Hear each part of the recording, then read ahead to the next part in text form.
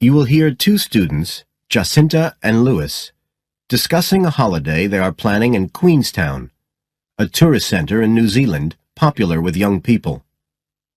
First, you have some time to look at questions 1 to 6.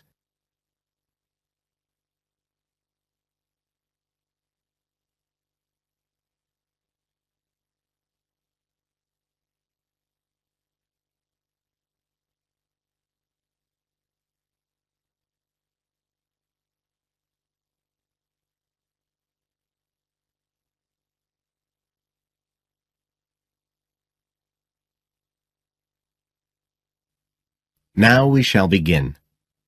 You should answer the questions as you listen, because you will not hear the recording a second time. Listen carefully and answer questions 1 to 6.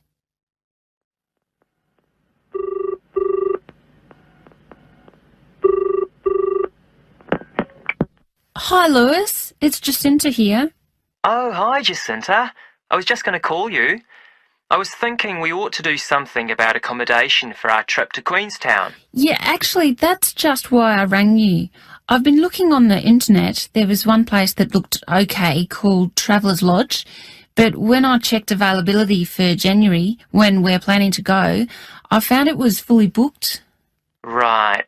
Well, we'd better do something now, I suppose. I've actually got a list up here on the computer. There's one place called Bingley's that looks possible. It's $1975 a night. That's US dollars. They quote all the prices in US dollars.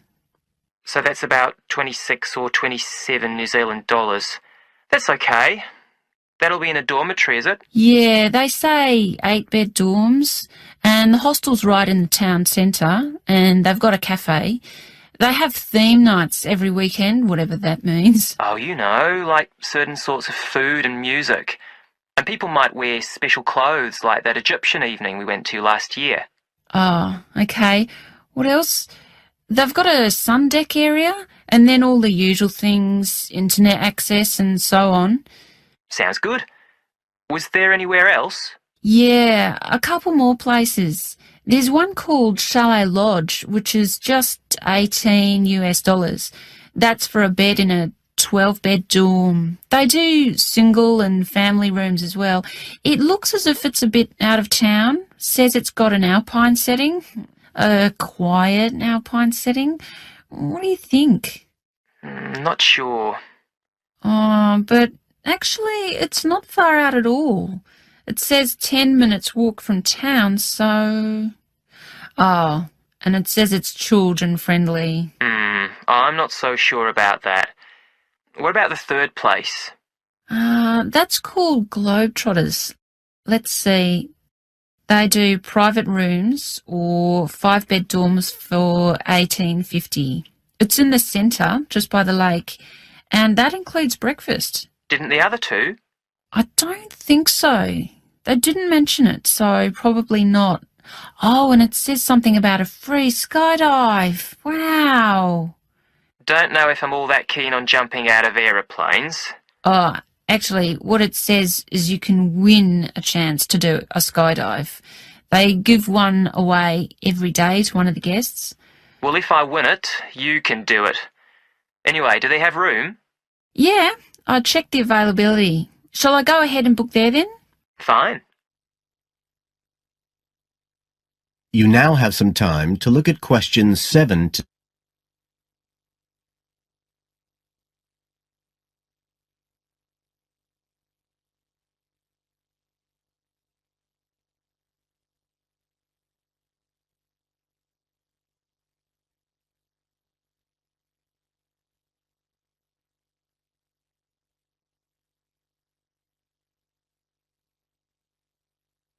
Now listen and answer questions 7 to 10. I was looking at what there is to do too. There are lots of sites offering deals for adventure sports. I suppose we have to do a bungee jump. Why? Well, it's Queenstown where they more or less started it as a sport. You can, if you really want to jump off the side of a bridge with an elastic rope tied round your ankles. I'll watch. Okay, so what do you want to do? As far as adventure sports go, I was talking to someone who went whitewater rafting there. He said it was really awesome. They drive you up the Shotover River, and then you come down on a rubber raft through the whitewater rapids, where the river's really narrow and fast, and end up going through a tunnel nearly 200 metres long. I think it's quite expensive, though. Oh, I'm on for that if you are. Cool. The other thing you can do is the jet boat ride. That sounded just a lot of noise, though. It's basically just whizzing round on the river on a very fast boat, isn't it? My friend did that as well. He said it was a bit touristy, but worth it. I'll give it a go. You go right up the river canyon. He said the drivers were really skillful, but I don't mind going on my own. But there's lots to do as well as the whole commercial adventure bit. We ought to do some trekking. The scenery around there's amazing. I don't want to miss that. The place to start's Glenorchy, apparently, about 40 minutes drive. That's where lots of the wilderness trails begin. Okay, I'll pack my walking boots. I'd better start getting in training. I haven't done anything except sit at my desk for months. Now, is there anything else we need to decide? That is the end of section 1. You now have half a minute to check your answers.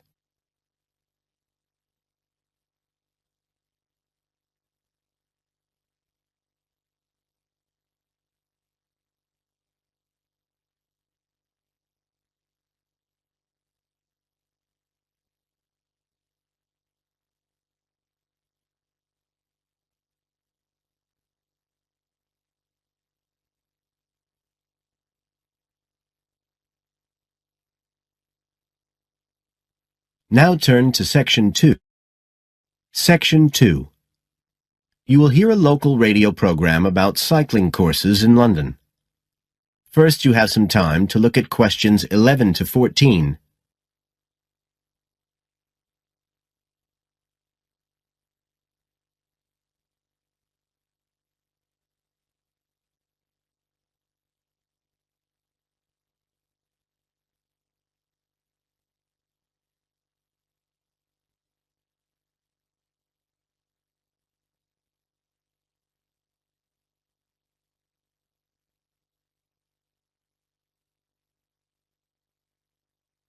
Now listen carefully and answer questions 11 to 14. There's been a great deal of interest lately in encouraging people to use bicycles instead of cars as a means of transport. But not everyone is confident about riding a bike at the best of times, let alone in the middle of a city like London. Jack Hayes is a professional trainer who works for a London-based company, City Cyclist, which provides cycle training for the public. What exactly does City Cyclist do, Jack? Well, our basic purpose is to promote cycling as a sustainable form of transport. We believe the best way to promote cycling is to teach people to use their bikes safely and with confidence. In European countries, people all learned from their parents, and they also learned in school. And when I tell them I teach people to ride bikes, they laugh. They think it's crazy. But here in London, it's completely different. You're approaching the point where a whole generation of people have grown up not being allowed by their parents to cycle because it was considered to be getting too dangerous. And so, in turn, they can't teach their children. We believe in realistic training. So if someone wants to use a bike regularly, say to get to work or school, we aim to train them by teaching them to ride on the actual roads they'll use, so they can develop the basic skills they need and build up their confidence that way. At City Cyclist, we believe cycling's for everyone, no matter what age or level of ability or mobility. We do complete beginners and also advanced courses. That's for urban cyclists who want to deal with things like riding in streets with complicated intersections and things like that.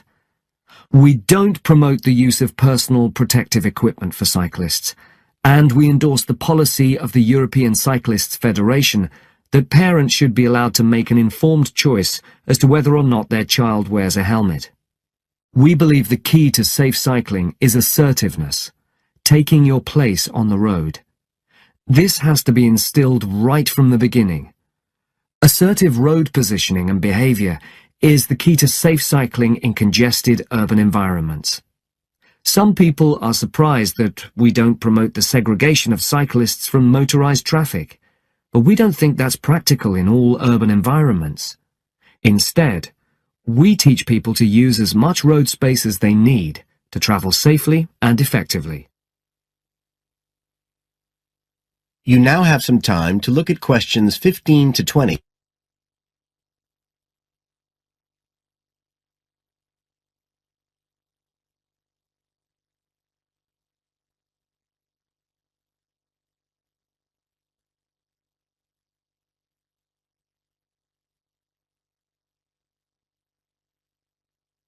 Now listen and answer questions 15 to 20. Now, as well as courses for individuals, City Cyclist provides a number of services for organisations. For example, we can deliver fun, safe cycle training activities at schools, arranging courses so that the disruption of curriculum time is kept to a minimum. As well as this, in order to promote safe cycling, we have provided training courses for employees and staff of local councils.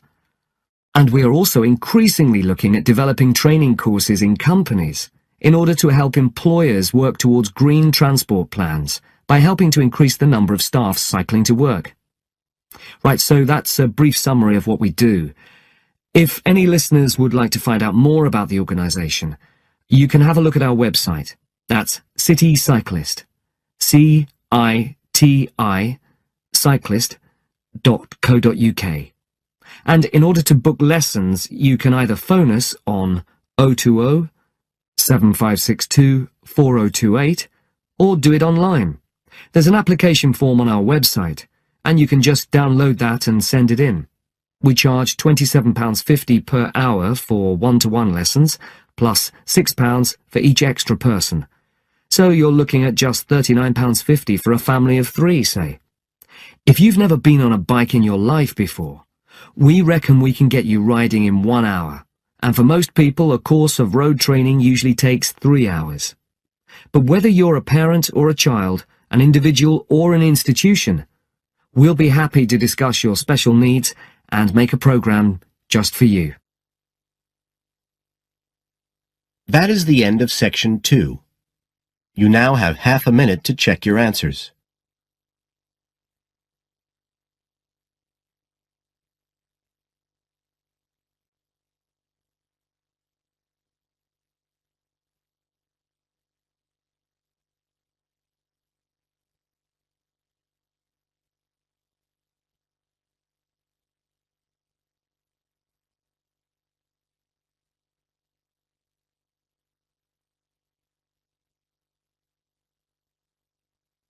Now turn to Section 3.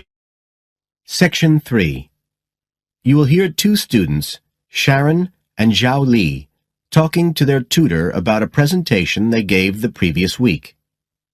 First, you have some time to look at questions 21 to 23.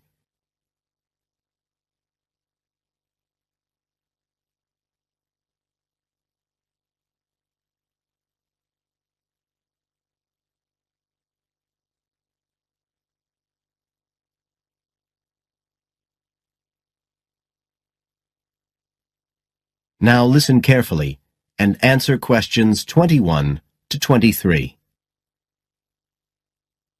So, Sharon and Zhao Li, in your presentation last week, you were talking about the digital divide, the gap between those who can effectively use communication tools, such as the internet, and those who can't. And you compared the situation here in Northern Ireland with Southeast China. Right, so I asked you to do some self-evaluation, watching the video of your presentation and thinking about the 3 main criteria you're assessed by: content, structure and technique. What do you think was the strongest feature of the presentation when you watched it? Sharon? Well, I was surprised actually, because I felt quite nervous. But when I watched the video, it didn't show as much as I expected. So which of the criteria would that come under? Confidence? That's not actually one of the criteria as such. Zhao Li? Technique? It's body language and eye contact, isn't it?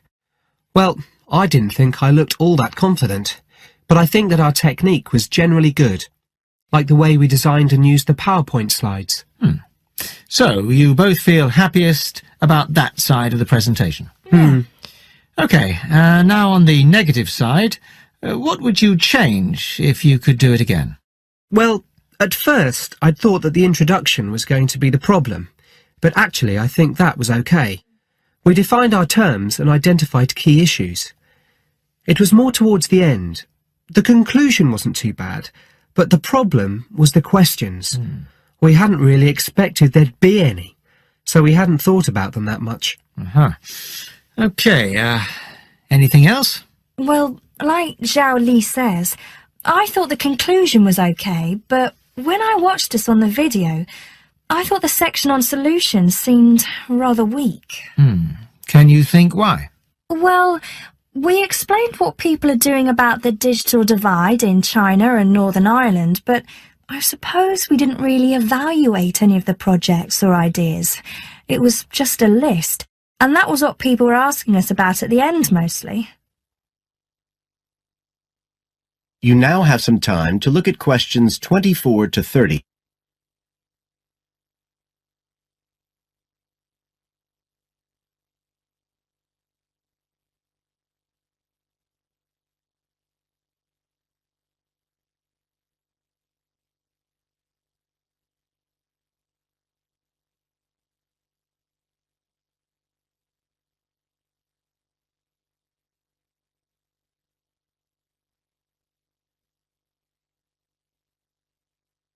Now listen and answer questions 24 to 30.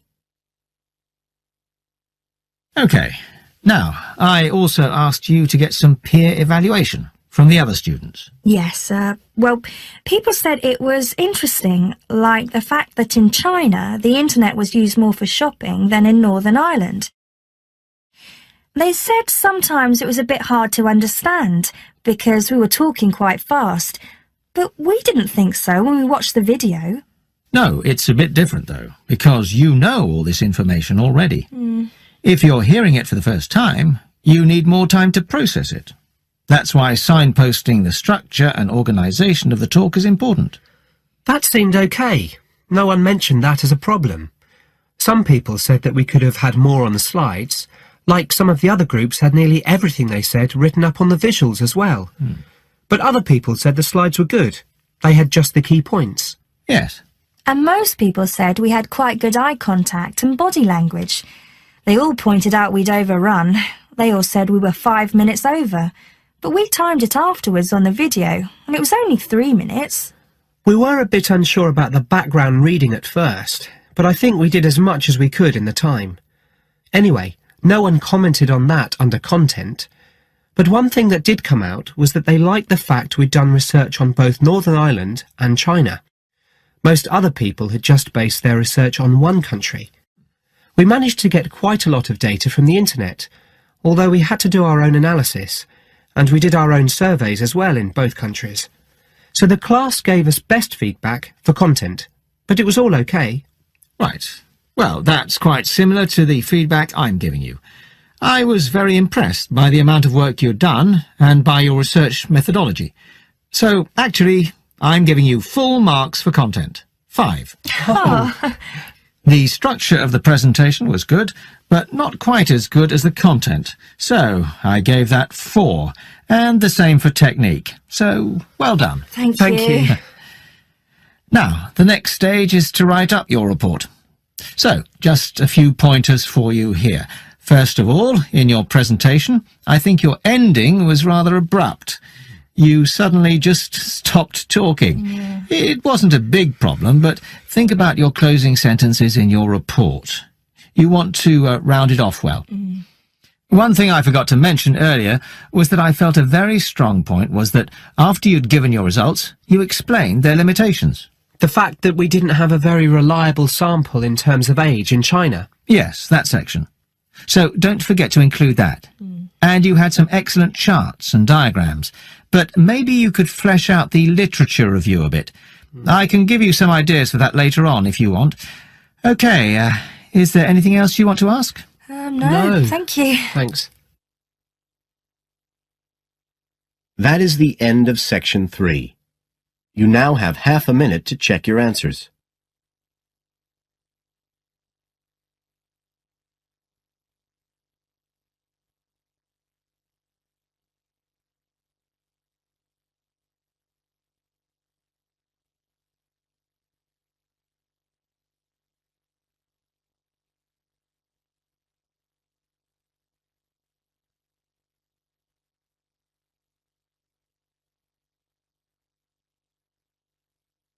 Section 4.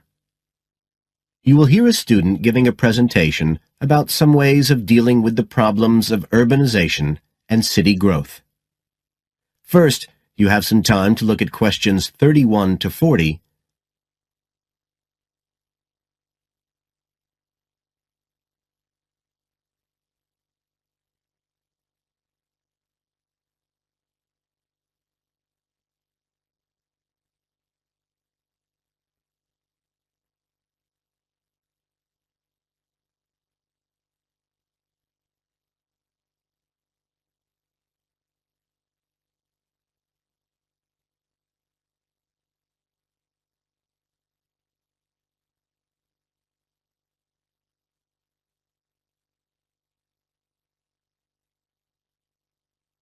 Now listen carefully and answer questions 31 to 40. Well, Adam's just been talking about some of the problems that have resulted from the rapid growth of cities in the last 100 years. Things like housing, sanitation, crime and so on. For my presentation, I'd like to look at some examples of what cities are doing to try to solve some of these problems.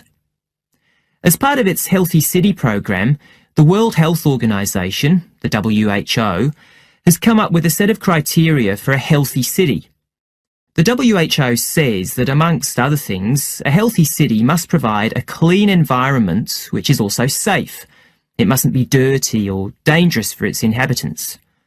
As well as that, the WHO says a healthy city has got to be able to satisfy its inhabitants' basic needs. That's all its inhabitants, not just the rich ones or the ones with jobs, everyone who lives there. A third criterion, is that it's got to have health services which can be used by all the inhabitants and which they can access easily. The final point's to do with local government. The WHO says this is something that the whole community should be involved in, not just a few powerful politicians or businessmen. So, a healthy city is not just a matter of avoiding illness, that sort of healthiness. It's the way that the whole city works together for the benefit of its population. Okay, so what I'd like to do now is to look at some projects in different cities around the world where cities have tried to meet these criteria, to make their cities healthy ones.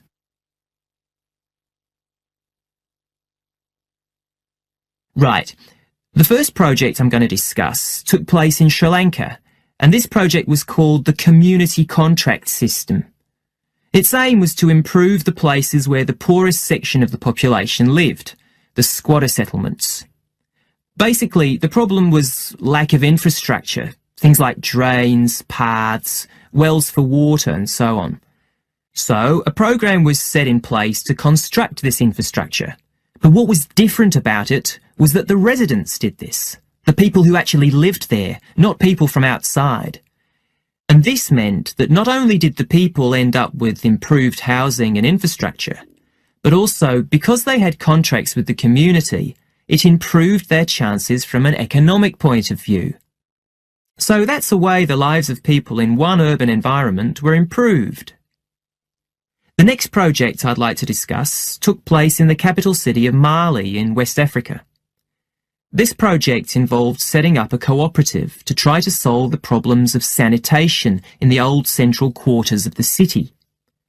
One of the main problems was a lack of a system for garbage collection, which meant that there were a lot of insects, and this was causing disease. And again, it's interesting to look at who was involved in dealing with this problem. In this case, the cooperative involved students who had graduated from secondary school in getting a system going. As well as that, the cooperative set up a campaign to educate the public about the importance of good sanitation through showing films and setting up discussion groups among the local people, especially women and adolescents. And the outcome was an increased environmental awareness, which led to changes in household behaviour, as well as improved living conditions. Okay, the third project was in Egypt, just outside the capital, Cairo, which is a city that's grown very rapidly in the last few decades. This project was based in a women's centre in a poor area called Makatim. The aim of the project was to support girls, young women from the area from poor families. So these were women who had no education. They'd never been to school, so they were totally illiterate, and they had no chance of getting jobs. At the Women's Centre, they were shown how to sew and how to weave, and once they'd learned these skills, they were given the equipment, a sewing machine or a loom, so that they could make things to sell and had a chance of earning their own living. And this project has meant that these young women have greater status in the community, but as well as that, they can enjoy a better quality of life. So I don't think the problem is that cities are bad. This world and its cities have the resources to provide for the population that lives there. What it takes is a stronger will and a better distribution of resources. That is the end of section 4. You now have half a minute to check your answers.